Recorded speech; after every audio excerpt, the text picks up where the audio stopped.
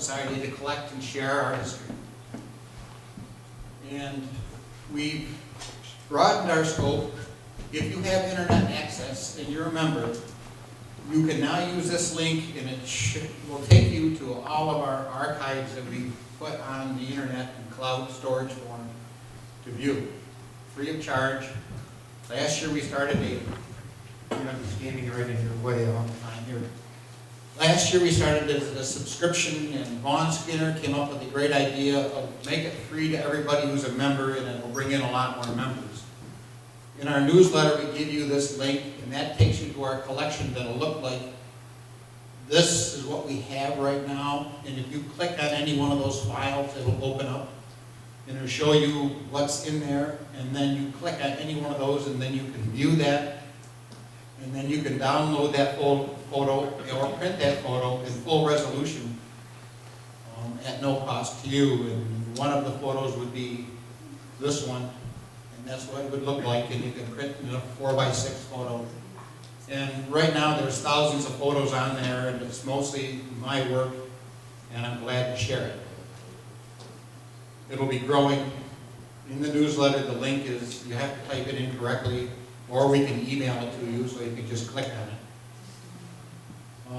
If you were to compare this to, say, the Onondaga Historical Association, they give you this page that shows their historical archives.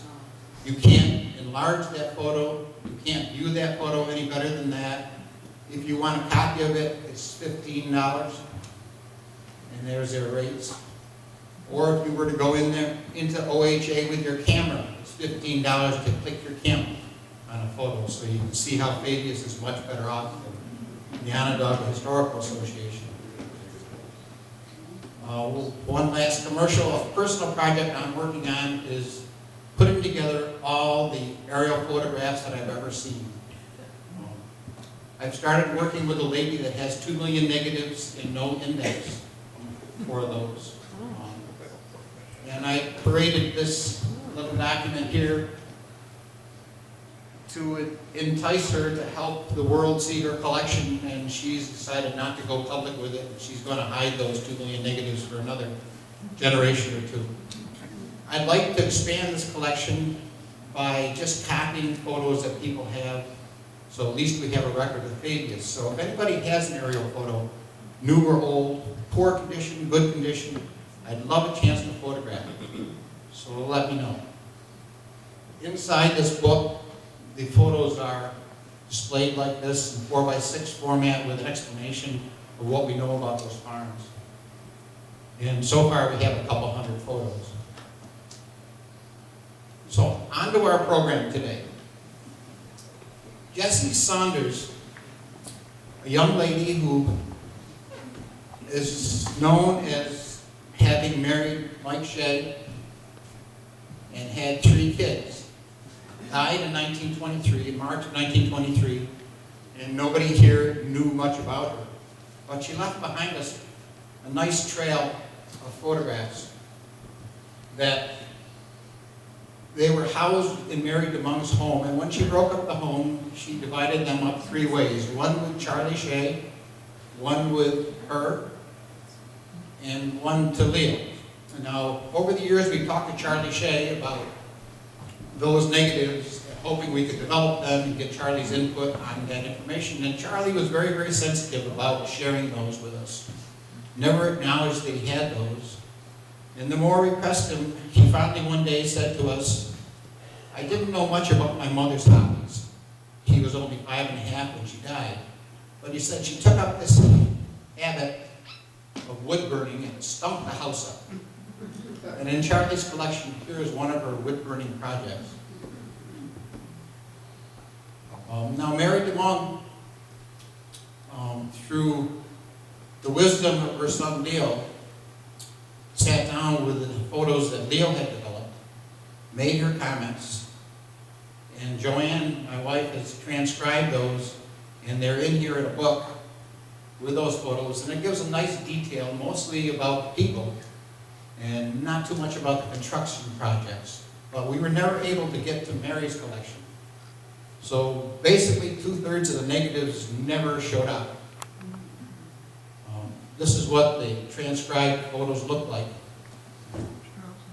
But we need to give thanks to Leo DeMont, who is with us today, because not only did he hang on to the negatives and develop them and have his mom write her memories, but he also allowed us to develop them and share them with the public today. So on to Jessie and her photo history. It's kind of interesting when you get a large collection of photos to know a little bit about the person that was behind the camera, and what turned them on, and what pushed them out to take pictures of certain things. So let's take a little bit of a look at Jessie's life. Of course, we all know she was married to Mike Shea. And she had these three gorgeous kids, Florence, Mary, and Charles. And I kind of wonder sometimes maybe Charlie didn't come through with the negatives because of some of the pictures we're going to see of Charlie and some of the outfits he wears. This is Jessie as a young girl, probably about graduation time. Fred Saunders, and help me say her name, her mom. Their family tree. Now Jessie was a third generation Keeney settlement person. Her father, Frederick, operated a farm in Keeney settlement, as his father Perry did. We've done some genealogy work on the family. Denise DeMont, when she wrote her book, Finding Your Family Roots, used their marriage certificate, where we have pictures, as an unusual display of genealogy and information. And Denise has that framed marriage license in her house. This is the home where we're told that Jessie grew up in Keeney Settlement. Now, does anybody recognize that building? I didn't have anybody to ask. What a quiet group here. Nobody recognizes that? Maybe it doesn't exist? It's pretty well up to the north end of the valley. What would be the highway? The highway would be right in front of you here. Yeah, but what highway is that? All of that would be Keeney Summer Road. Well, you see the hill's pretty well defeated back, so it's real steep down further you go to the south, and then it's Yep. back up this way. Now, Fred's farmed about 1890 on, so the federal census doesn't give a breakdown. But if we look back to his father, Perry, 1880 shows that he was milking 24 cows, which is a lot to milk by hand for a single person. He was making butter, selling firewood, raising potatoes, and also apples. So he had a pretty mixed farm. But here's his labor force, his 7 sons. So there's certainly no problem getting 24 cows milked for that group of boys. And of course, Fred is our first fella here. And whether Fred took over his dad's farm or not, I don't know. So, when I was growing up, I remember reading the Tele-Independent and Mrs. Donald Duba writing columns, and I was reading through a bunch of them a couple weeks ago, and I learned all about Sandy Glasgow and every trip she took. The Detroiter Gleaner had little snippets too, and Jessie shows up in that. And many of our newspapers are online now, so you can just type in somebody's name and you can pop these things up. So maybe her mother was actually the person writing for the newspaper, I don't know. And here we're seeing Jessie's going to graduate from high school. Now, a young lady graduated from high school 1906, that was a big deal. If we check our Fabius Pompey alumni directory, which of course I'm sure everybody has a copy, and Sandy has a pile back here for sale, we find that Jessie shows up here as a graduate of the class of 1906. Jessie is showing up again, and suddenly we're finding her 4 years out of school. She's clerking in Mike Shea's store in 1910. So this is the first time we see Mike Shea showing up in her life. Charlie Shea gave us this picture to reproduce for him. And Jessie is this gal right here. Now Charlie had no idea what this group was, and I just assumed this is probably the Fabius Camera Club, because this gal's got a camera under her arm, and they all look like they're young and energetic, and they're probably all learning about photography. But timing and Jessie's looks, I'm guessing that she's probably somewhere about between graduation and meeting up with Mike Shea. Next thing we're seeing is a wedding announcement for Jessie and Mike. So I guess clerking in the store got things going. And of course, the dreaded leaners there again. Now we better look into this Mike Shea guy a little bit, find out a little bit about him. He's a store clerk, but so far we don't know much. If we look at his genealogy, we find that here he is, and his father Edmund, and then the Thomas. So we go back a number of generations. And if anybody's into genealogy, all this information is available, and all we have to do is have an email address and we can set you up to look at all these trees. Now, this is a picture of Edmund Shea. And Edmund was the Shea that came to the United States, somewhere 1855, 1860. Charlie tells us that he was met at the ship, hired by men to come to Fabius to cut trees down to build the corduroy road, go through the Fabius swamp. He must have liked Fabius, as he set his roots down here. This is the Shea, Edmund Shea homestead, and this is Barbland Farms house now on Vincent Corners Road. Everybody know where Chipping's farm is. That was a nice picture of Edmund, and it's always nice to get the mother too. We sneaking inside the Edmund Shea house here, looking at Mike's sister, thinking maybe on the back wall there would be a picture of Mike's mom. But it looks like she's kind of religious, and I don't think that's her.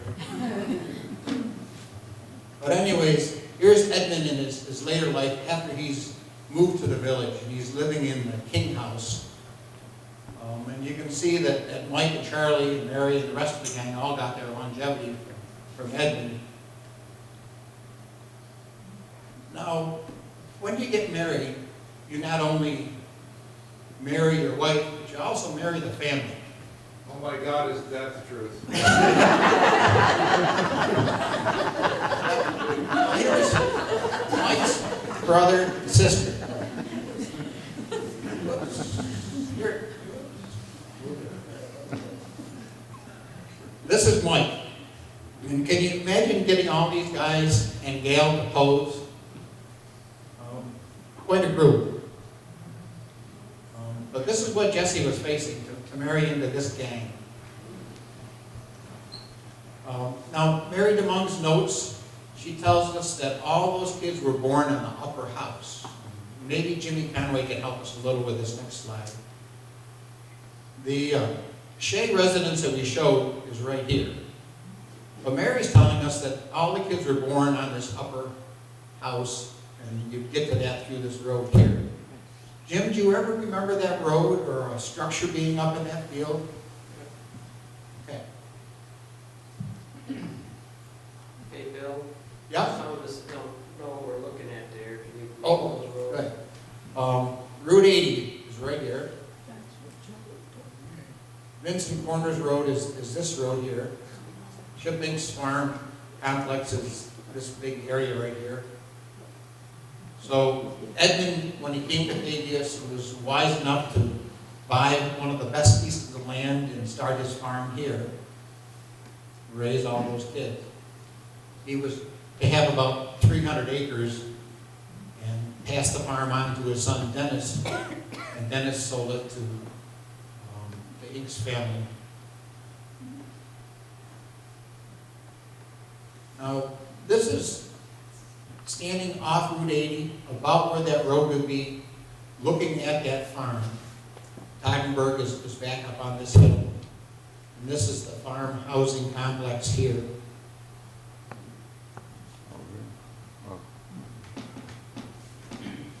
This is looking to the south. So the house where the kids were born would have to be back up in here somewhere. Jim, can you point us?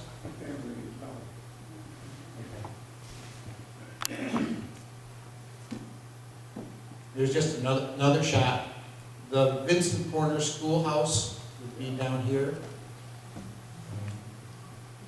You see cows here.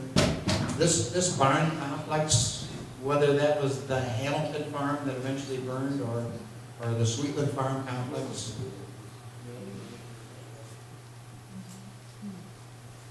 And then just another shot showing the farm complex here.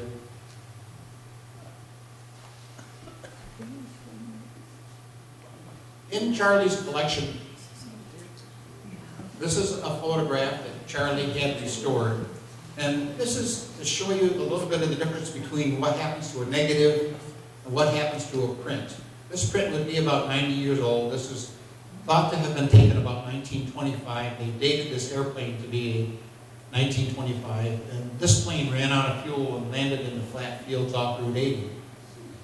And then, of course, everybody had to gather to look at it while they got fuel.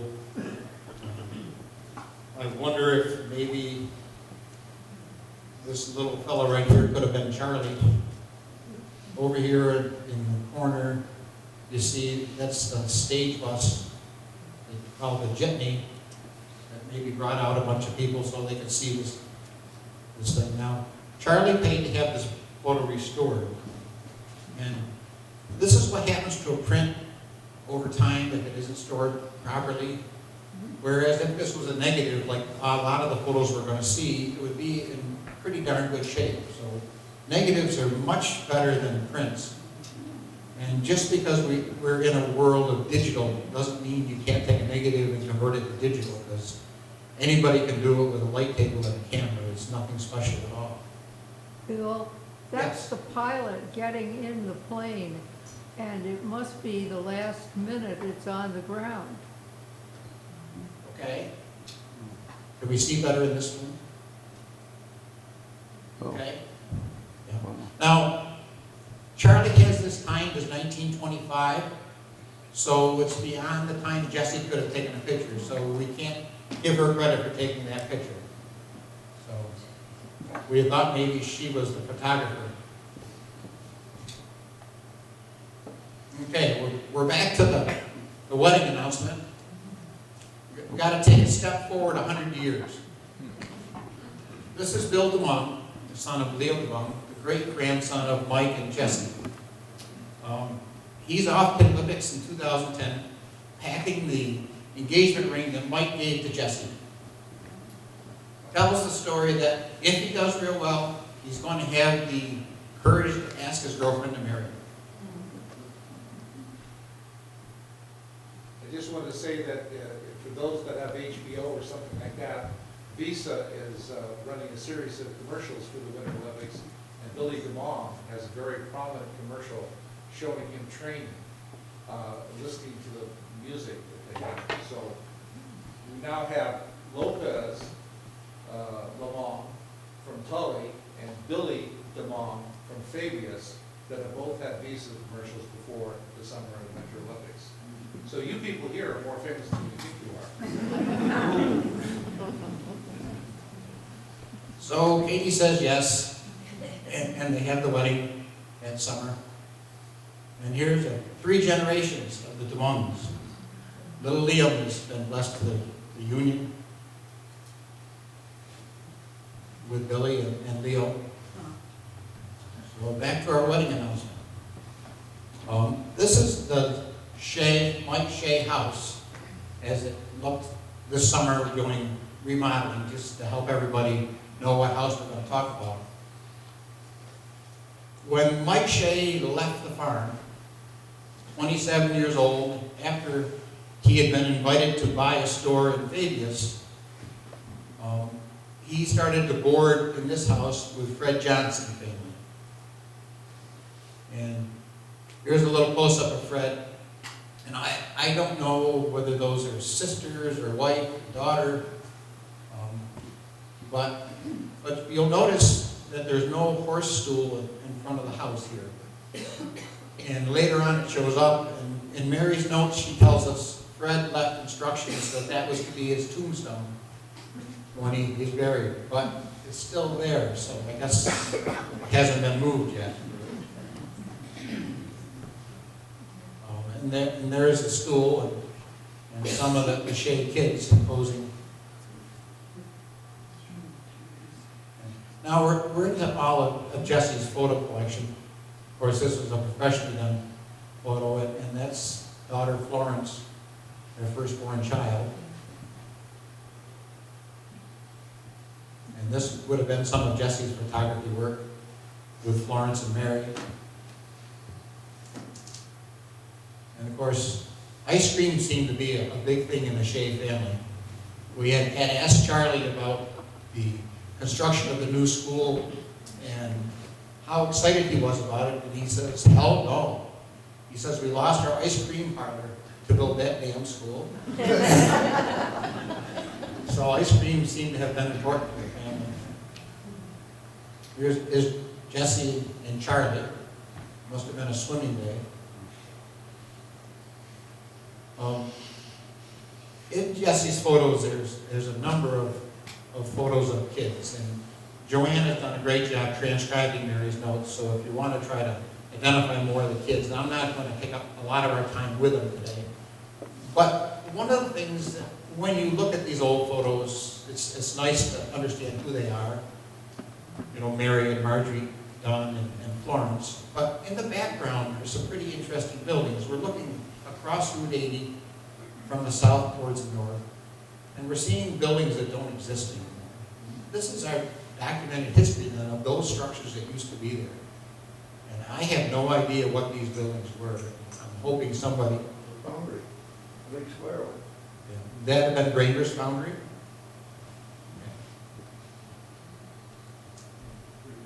And then when we look at in this photo, we're seeing more buildings that don't exist anymore. In the front lawn of the Shea house.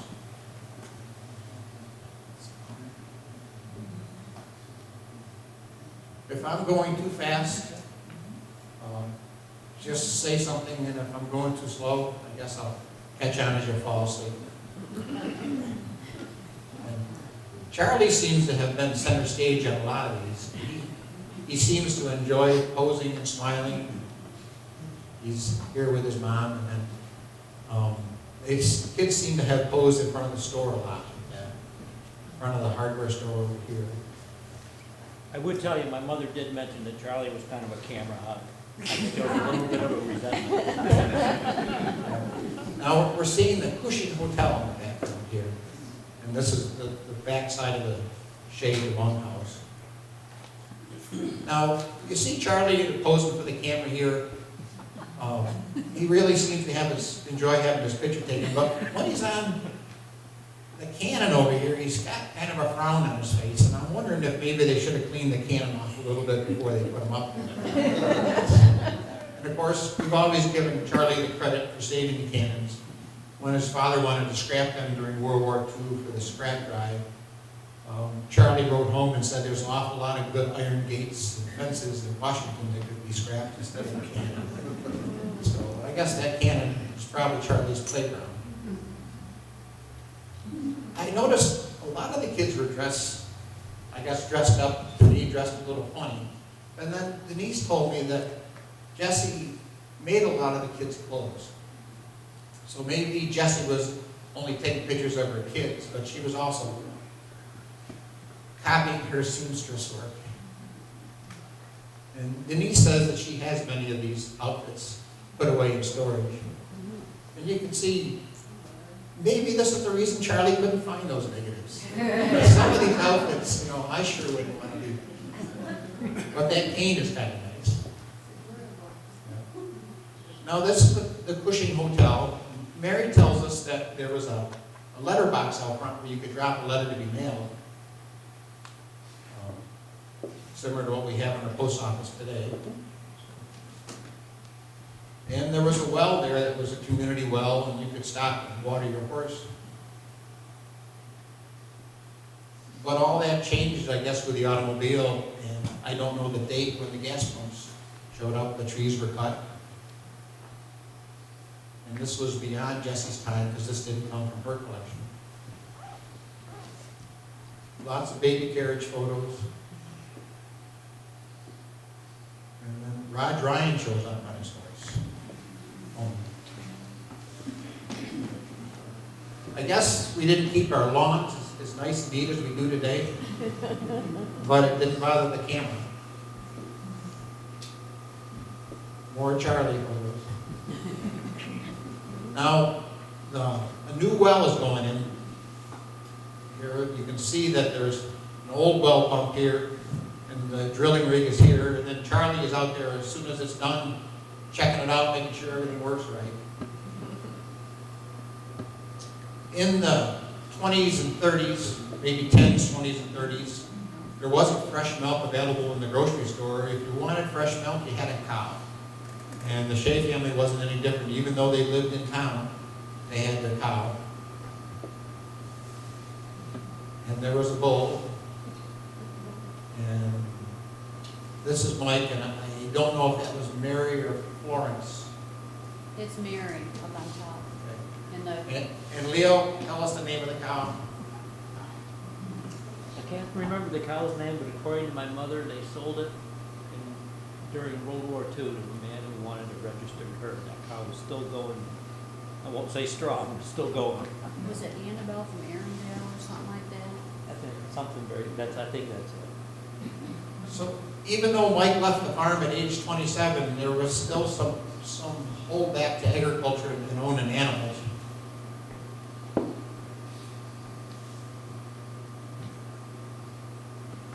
And of course, there's chickens. This is the garage behind the Shea house. And either Florence or Mary with some chickens. And more chickens.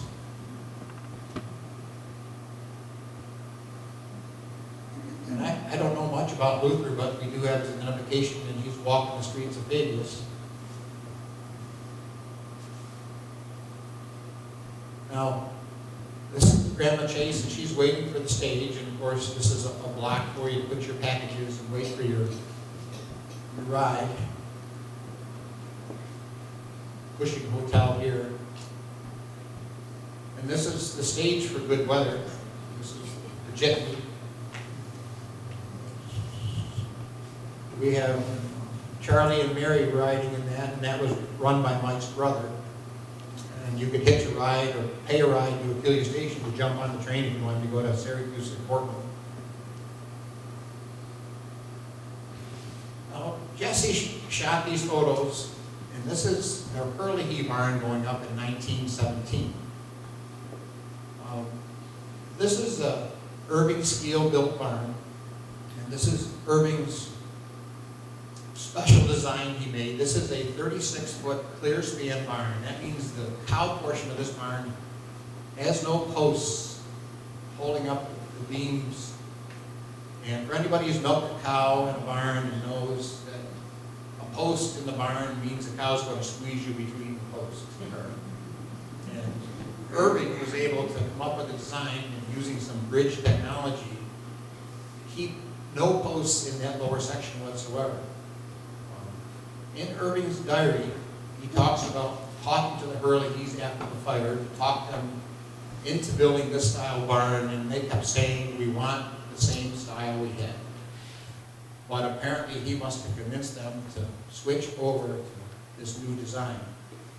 In the Irving steel contract, he specifies the number of men that must show up for the barn raising as part of the contract.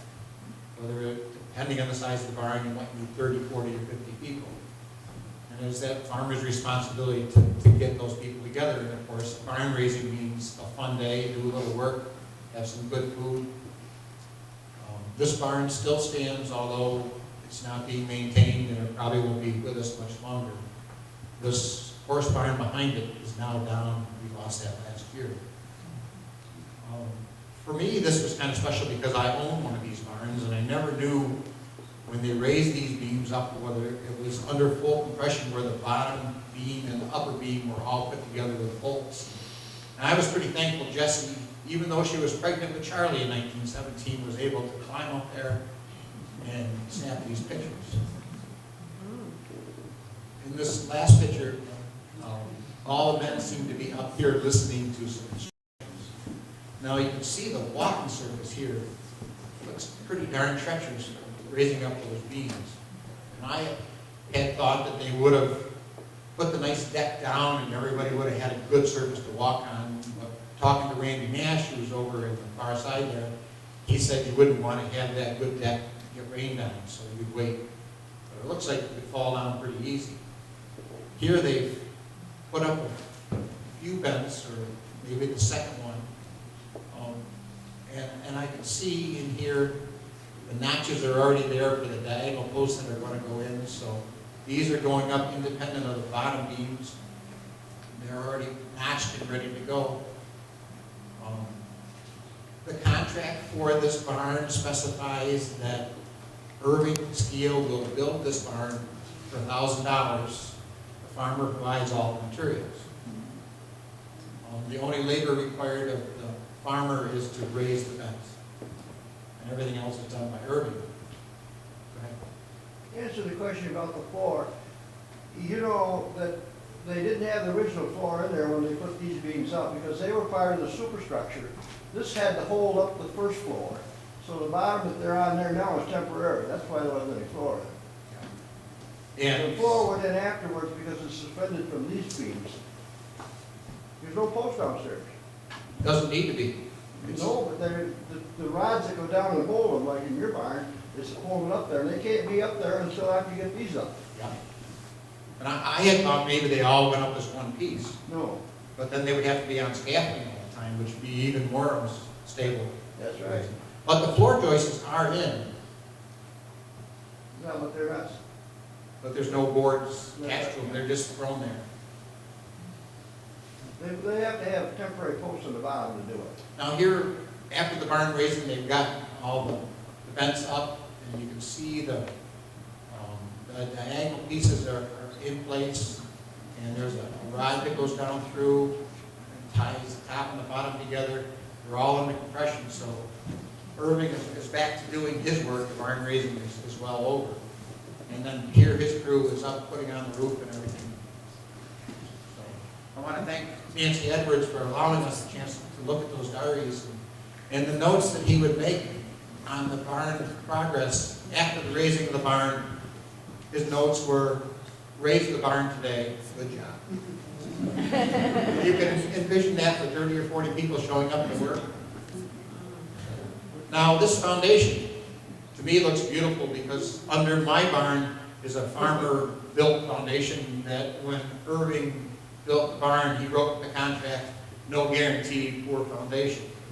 This was a Peter Schlick-built foundation at the cost of $300. And that foundation is still in beautiful shape. Jessie's out shooting road construction. I don't know when Mike took over as town supervisor. And if he was town supervisor, maybe she was the photographer to document what was going on. I need some help on the location, if anybody, as we go through a few of these pictures.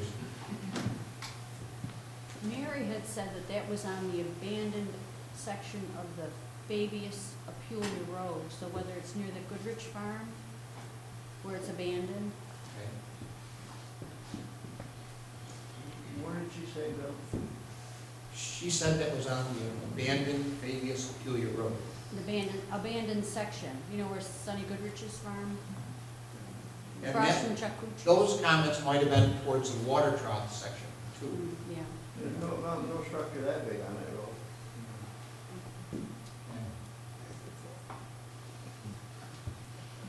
I was wondering if that was maybe the bridge that went under Keeney Settlement Road, where the dam used to be. Oh, Looks pretty tall and narrow.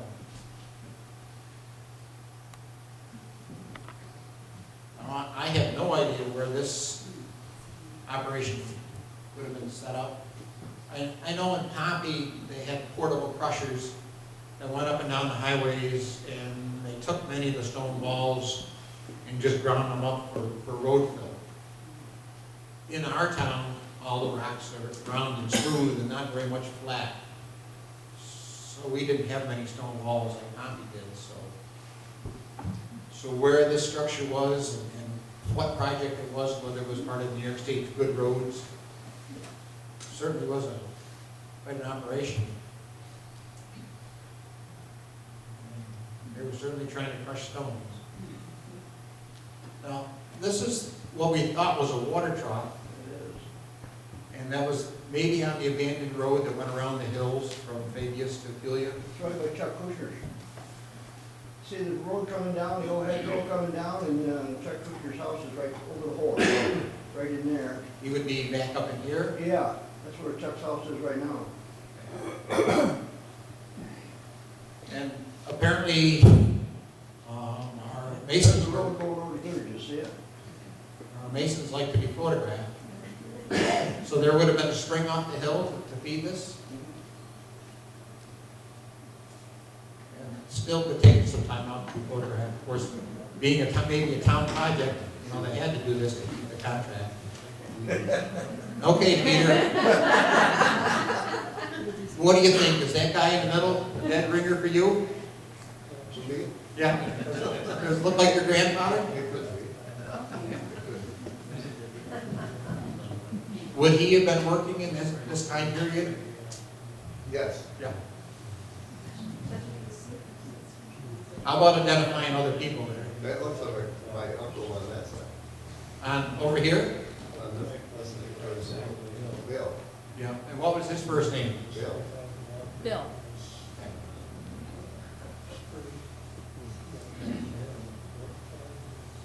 Now, That was Bill Schlick, Peter? now we have just a whole bunch of other shots taken. I have not much information on them at all, so if anybody can help me at all, where we might be. Pretty quiet group. Looks like a schoolhouse. Children in the front yard look like students. Well, the road is facing east. You're looking facing east for one thing. One of the problems I have doing negatives, if there isn't any writing on them, it's hard to tell which is the emulsion side, so which side goes up and which side goes down. So if you flip this thing over, you can put the house on the other side of the road. Things look a lot different. I had thought this was the fish barn at first, but Mary identifies it as one of the Saunders relatives, Portlandville. The venue. This seems to be a strange place to sit down and have a picnic, but we have Mike Shea here in the middle. Of course, Mike's a little taller than everybody else, he's 6'4". And the Rowley boys are with him, and they're watching a ball game in Fabius.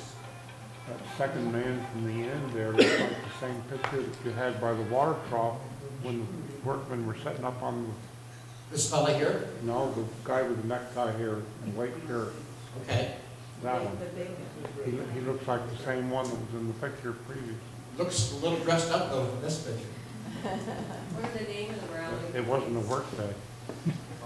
Look in the book, they're written. You're in the Remember. book.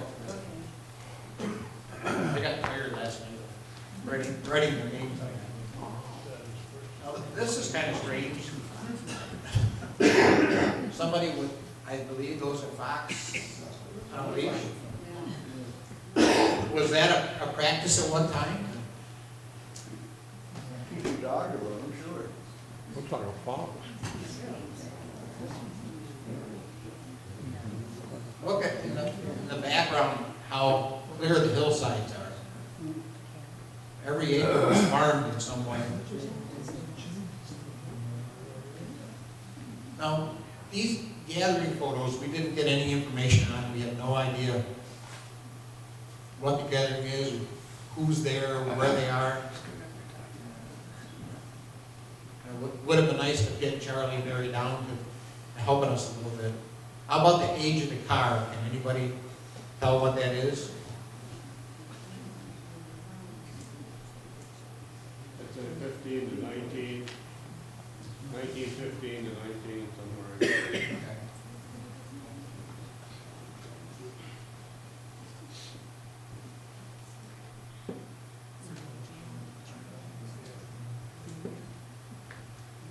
Look at these girls all with bows in their hair.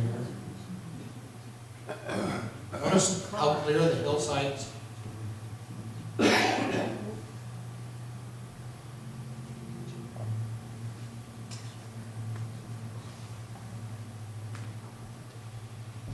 Still, we have nothing on this photo.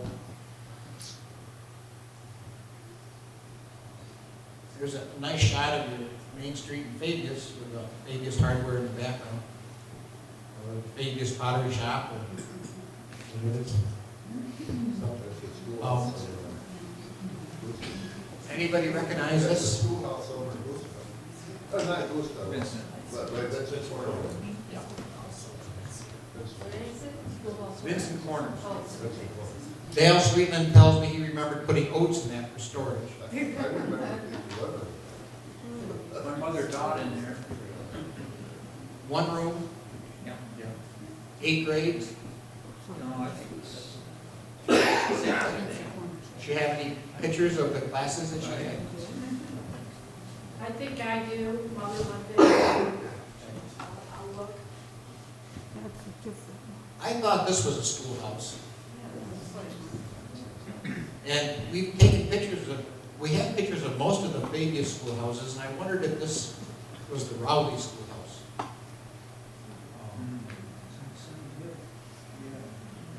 And the land behind looks somewhat cleared. But boy, I'm just guessing at that. My mom taught me there too. I'll look back through and see if I got pictures. That looks pretty small. No. What year would that have been? Guess at all? No, I couldn't. Before 1900?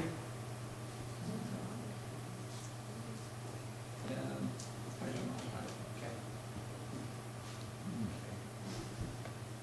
This complex, I couldn't place at all.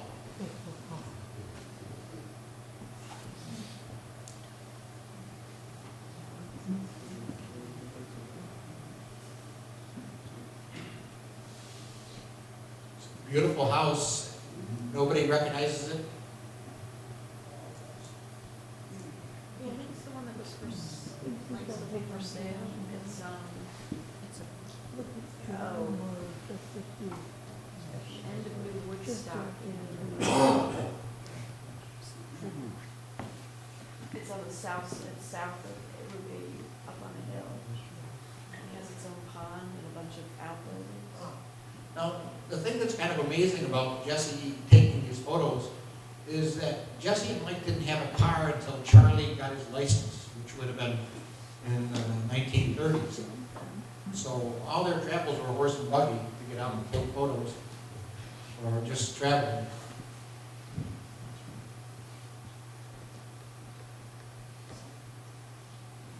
I don't know what intrigued her. Maybe she was thinking she'd like a chicken coop, put her chickens in, and she took a picture to tell Mike what she wanted.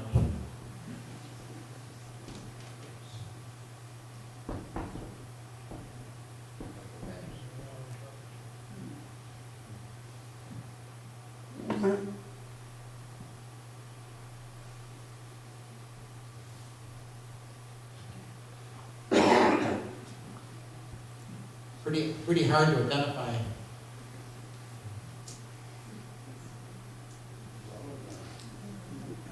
Anybody's seen this at all? That looks like the barn that used to be up on Drone Corners with Skeely's. Where the road comes around, it's been gone for years. How about this barn complex? Looks really nice. Got a cheese house.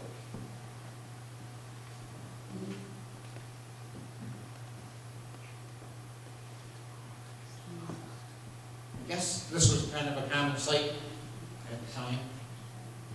Have a team of oxen.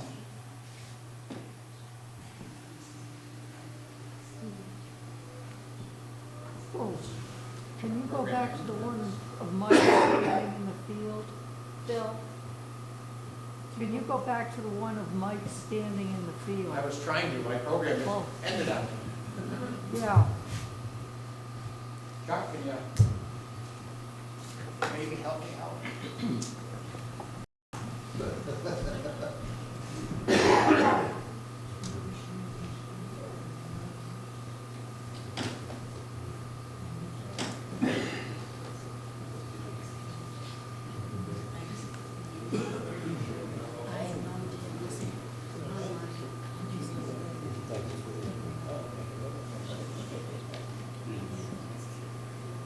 That was my end. see, that's the same field as you saw earlier, I think. And that, How do I put that in? a version of that ran in the Post Standard. yeah, Because I gave it to Charlie. And the one in the Post Standard is standing a little differently. I think. it looks just like Charlie. Well, that's what I Yeah. gave it to him for. It looks just like Charlie. That was my ending shot. This was a staged photo by Fairbanks and put in the newspaper. And I often wondered what Mike was thinking when he stood there looking over the farm that he left when he was 27. And had he not been a storekeeper, maybe life would have been a lot different, better or worse. And the resemblance there is between Charlie and Mike. You could have almost dropped Charlie right in the same spot and thought that it was him.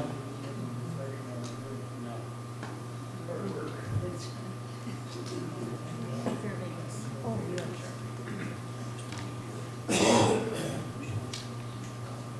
Yeah.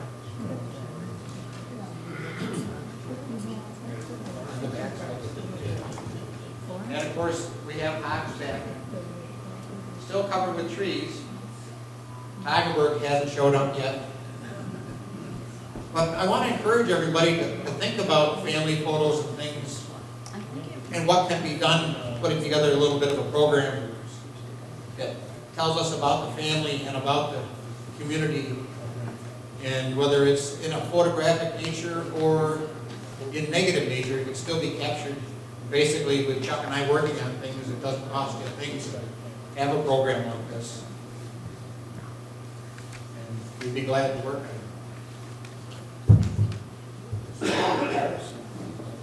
So again, we want to thank Leo for sharing this information with us. Everyone, thank you.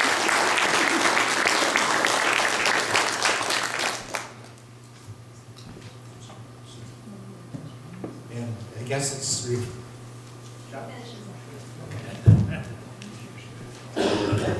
Well, thank you, Bill. Thank you very much. We appreciate that. Folks, we got some, there will be some really good refreshments over here, and you may want to talk to each other and greet your old friends and so forth.